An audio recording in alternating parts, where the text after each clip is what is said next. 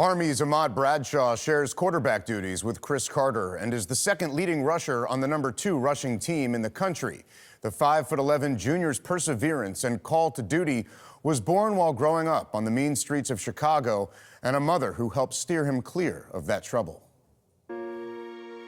Growing up on the south side of Chicago was rough. I saw a lot of people die. I saw a lot of my friends lose their life to gun violence, and I just thought that, making the decision to come here, I know it was risky, and you obviously putting your life on the line for something bigger than yourself. And I thought that if I was gonna lose my life, it would be for, something bigger than myself than being at home in Chicago, getting into something, stupid and dying for nothing.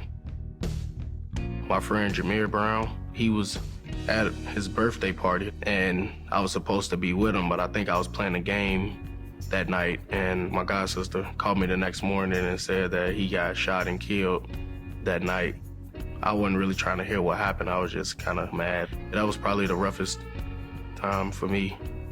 I'm not sure the reason he didn't make it that day, but he didn't, and I'm glad he didn't, because maybe we would have had 2 funerals instead of 1. We were really close with Jameer's family. I'm sorry. We were really close with his family as well. I'm just glad that I had my son. And I just felt the pain of Jameer's mom losing hers. I don't know what creates mental toughness. I'm sure there's people that grew up in his neighborhood that aren't mentally tough, that aren't poised. But it's pretty apparent that Ahmad's a leader. He's very competitive. He's always at the front.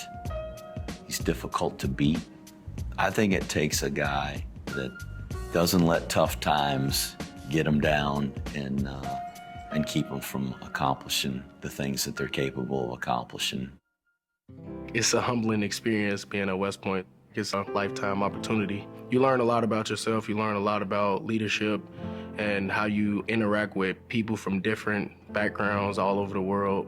And I'm glad that I got that experience. Everyone says you're a product of your environment. No, you're not.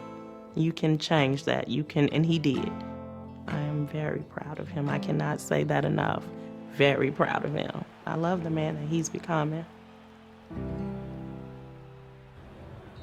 In the last year, Ahmad has lost 2 cousins to gun violence in the Chicago area. His own words that we heard ringing even more true, Rick, and he is becoming a leader more and more every day. Without question. Listen, great leaders rise above their circumstance, no matter what.